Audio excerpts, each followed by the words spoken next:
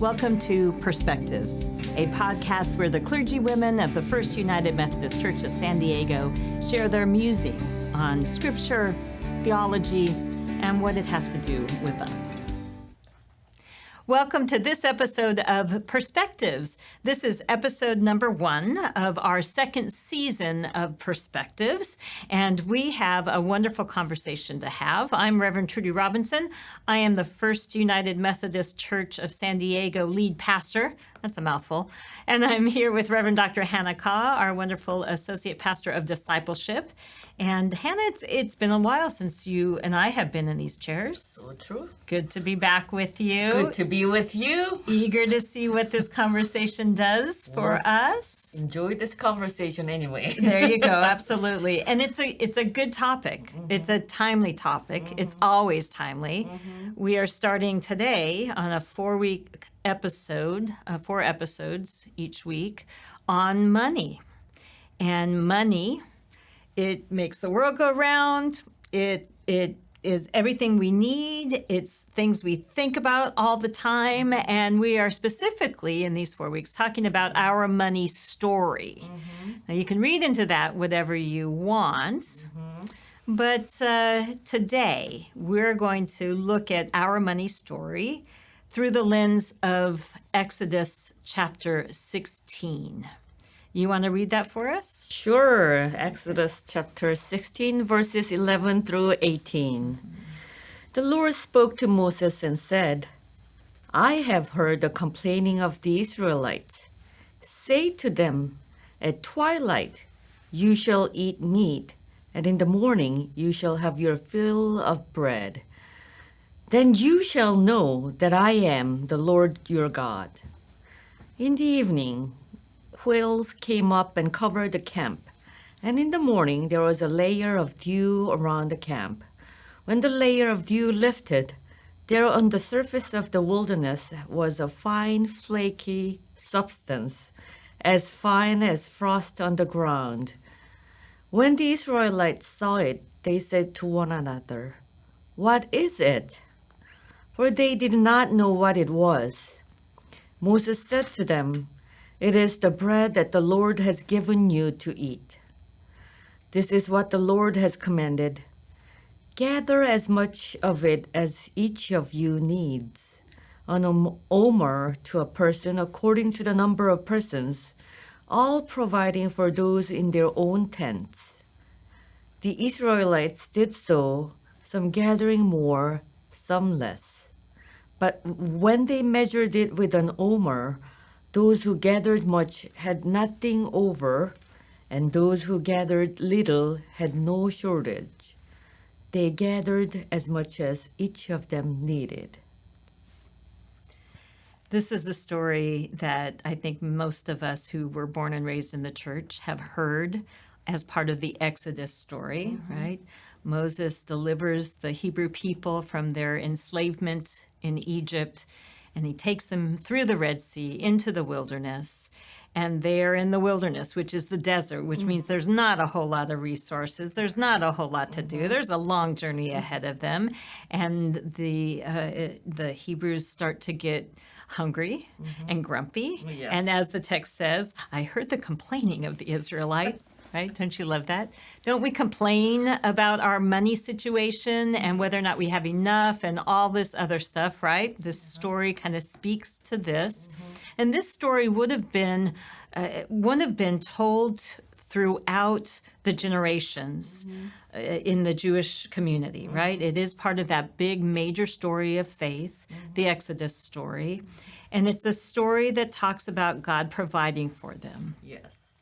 We're starting there with this episode series entitled Our Money Story to give us a way to remember this story, but also to give us an entry point into remembering our own stories. Do you know what I mean by that? Yes. What's your money story? Yes. Do you have a money story? I do. Do you want to hear about it? Yeah, I do. So in my formative years, we didn't have much as my father was an entry-level pastor at a Methodist church. My parents come from different family backgrounds. They weren't very tight in their money, but they had different shaping. they both grew up spending their formative years at the tail end of the Japanese occupation in Korea that ended in 1945. Okay. And within 5 years of window, a Korean War broke. So that's the time they spent their childhood. My mother always wanted to save more for rainy days.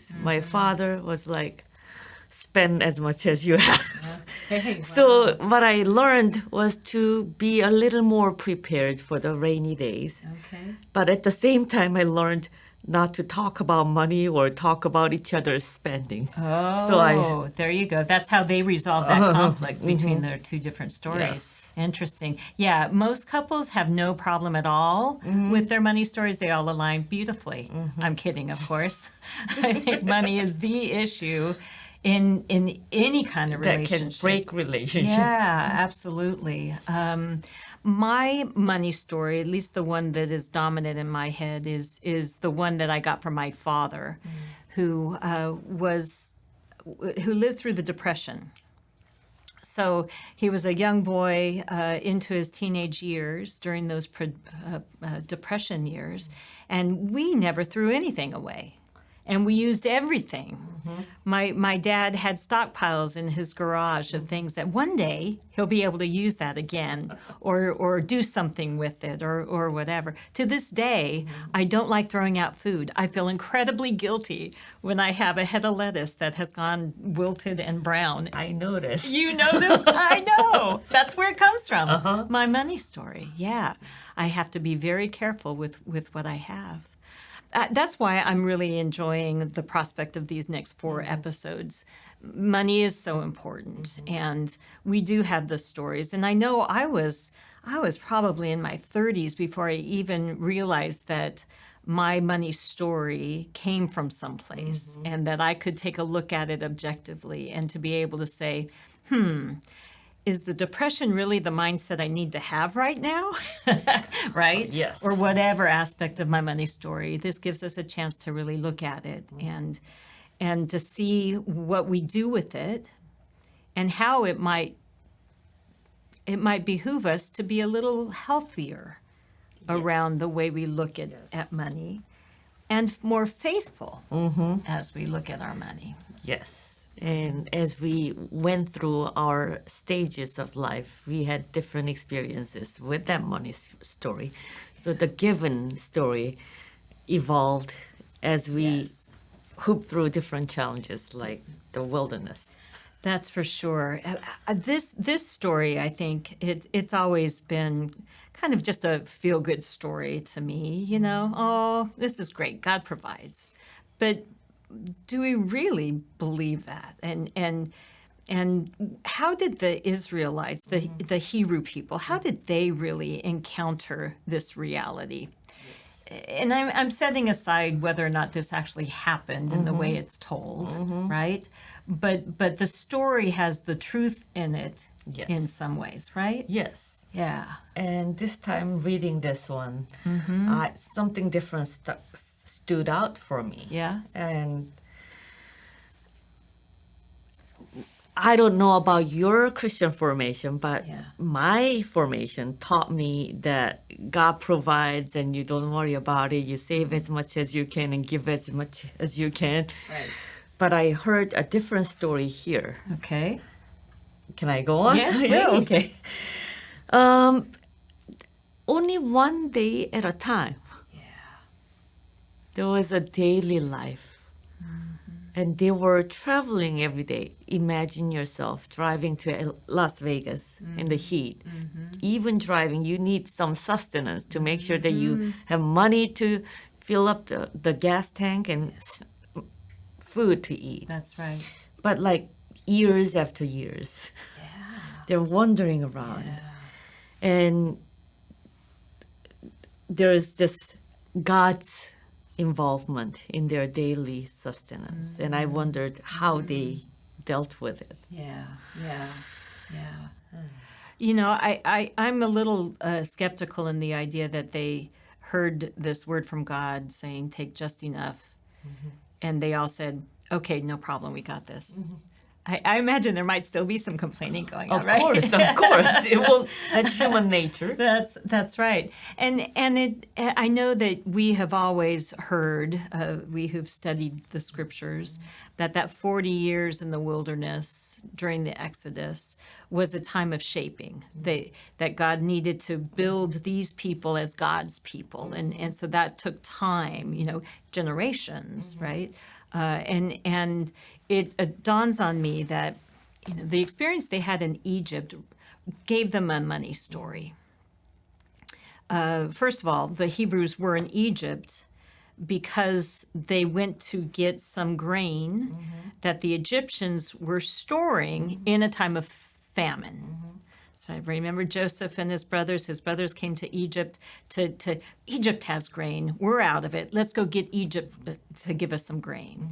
And they go there. So we can assume they were kind of hoarding some of the grain. That's true. It was a land of plenty, right? So you've got this culture of perhaps making sure you have enough for a rainy day, as we say it politely. But they had more than their share. And the Hebrew people then also had their own personal experiences living in a time as enslaved people, as being fearful and depraved, right? Those two things will mess you up, Yes. right? With Very the money bad story. money story. Very bad money stories. You either have it or you're dying because you don't. Yes. Right? So to have the Hebrew people wander in the wilderness, if they are becoming God's people, they had to break free of that money story, either one. And they had to form a different money story. And this is the money story that they were required to embrace. Yes. And this time, I didn't expect this to happen. As I was reading the scripture, I heard God's voice that says, "At twilight you shall eat meat, and in the morning you shall have your fill of bread. Then you shall know that I am the Lord your God." So God is declaring God's relationship with people in their day-to-day struggle, right there in the wilderness. Absolutely. And as God is their God, the people have to know that they can count on that. Yes. And I love, there's nothing more practical than waking in the morning, having to get your provisions for the day, just an omer, not more, not less, right? How disciplined you had to be, how routine you had to be. There was a waking up and a knowing that God would have provided, and a trusting in that as you collect just what you need. And then you go on about your day and you do the same thing the next day. Yes. That rhythm, that continual reinforcement of God as a trustworthy God, that will make you different. Yes, and that sounded more like a training wheel, like you do it every day and on a daily basis and feel my presence. And then also the rule about the Sabbath. That's right. And That's right. God is setting a rhythm for people to be healthy enough and not to hoard. Yeah. So it's really interesting to think about this story and our own money stories. This story is a story of becoming, of that daily ritual. My money story is about the foundational stories or behaviors I learned as a child that I never really challenged or noticed even, really. That's true. And so when I look at this, and when I can recognize that a Depression era money mindset is not very helpful, and if I want to change something with that, then maybe this is a way to do that. To be able to find a rhythm of being in relationship with God on a regular daily basis, that gives you the confidence that God will provide for you what you need. Right? Isn't that what this is? Yes. And it sounded more like living in the present moment and You know what you just reminded me of? What's that? Give us our daily bread. Right? Daily. Yes. Yes. Okay, so let's be real here for a minute. Okay. Ooh. I mean, because, oh my gosh, I'm worried about how much money I'm going to have in retirement. I'm worried about whether or not I'm going to be able to pay pay off my vacation.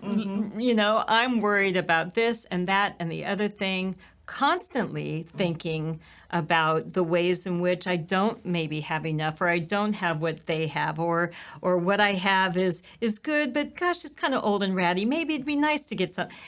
That whole consumer, capitalist kind of orientation towards what we have, and it provokes a lot of worry. And so this story is here to entice me, but it feels so distant still. Help me, Hannah. Help me. What do I do? Well, I don't have any answer to that, but I hear a little bit of God's concerned about everything in our lives. Yeah. And even when these people had no tomorrow, whether they're going to make it through the next day or not, but God magically showed up. Yeah. But that doesn't happen to us all the time. I had gone through a few days without enough resources. That happens in our lives, and their money issues is so complicated, and there are many different cultures shaping us. I think about the many people I have met who have had either less or more than me, and it doesn't necessarily matter. But I also know those people who have gone through something. We know a family connected to the church that just lost absolutely everything, and they still have so much still. And I hear about those stories of people going through something like that, and being able to count their blessings regardless, because God shows up in a different way. Yes. And it may not be the big house on the hill like it used to be, or whatever, but it's in the people that are showing up for them, And gives us hope. and it gives you hope, and it really does make you wonder, what's important, and what do I need to do. Yes. And you just prompt me to think about in addition to a consumeristic capitalist economy, we have this individualistic understanding of our money story. It's not our money story, it's my money That's story. right. It's mine and you have yours. Yes, and we never share. Not often, yeah. But this story is not only talk about my money story, but Yeah. it also talks about our money story. That's right. That's right. The connecting factor is God. Yeah. And God is wanted to make sure that people live in good relationship with God and also with your neighbor. Think about you hoarding all the manna or quail you can get every day. That's right. That's right. You're exactly right. That's beautifully said. Beautifully said. Yeah. Yeah. Oh, there's so much more we can talk about. Thank goodness we're going to do this for 3 more weeks, right? But this is a challenge for me, and I admit that, because the what you have doesn't always seem like it's enough, and that's the culture I live in. That's some of the mindset that I was raised with, I guess, and it may not be a faithful one, right? And we didn't talk about this, but there's the other extreme, the story of the other extreme. When you think you have enough, That's right. Oh, what kind of attitude does Yeah. that give to you? Yeah. We're gonna have fun these 4 weeks. Yes. These 4 weeks. I think though one of the things that I love about this story is that as we've said again in many different ways in this 20 minutes together, God cares about us. He cares about our daily lives, cares about how we are spiritually, cares about what's going on materially around us. God wants to shape us into people who can have the faith that everything's going to be okay. And sometimes we have to redefine what okay is. And that's okay. I love that. Right? The important things God will always provide.